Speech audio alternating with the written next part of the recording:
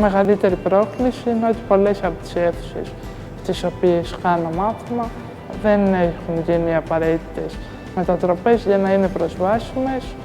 Πολλές φορές δεν μπορώ να έχω μπροστά μου κάποιο γραφείο όπως οι φοιτητές μου και γι' αυτό το λόγο δεν μπορώ να κρατώ και σημειώσεις.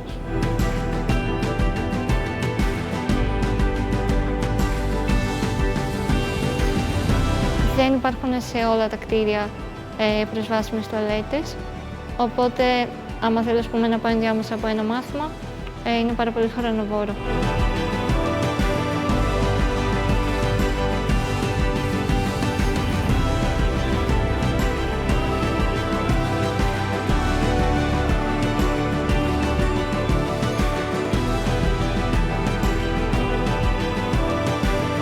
Θα ήθελα σε λίγα χρόνια να μην χρειάζεται να κάνουμε συζητήσεις σαν αυτή που μιλάνε για εμπόδια, γιατί θα έχουν σταματήσει να υπάρχουν όλα και ουσιαστικά στο τέλος να μην υπάρχει και αναπηρία.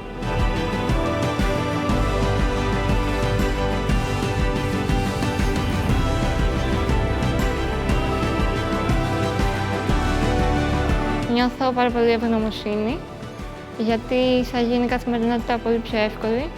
Θα μειωθεί πολύ ο χρόνος που χρειάζομαι για να κάνω πράγματα που δεν θα χρειάζονταν τόσο χρόνο όσο χρειάζονται αυτή τη στιγμή. Νιώθω αισιοδοξία επειδή βλέπω ότι γίνονται πολλές δράσεις στο Πανεπιστήμιο και υπάρχει και υποστήριξη από εταιρείες όπως η Nescafé.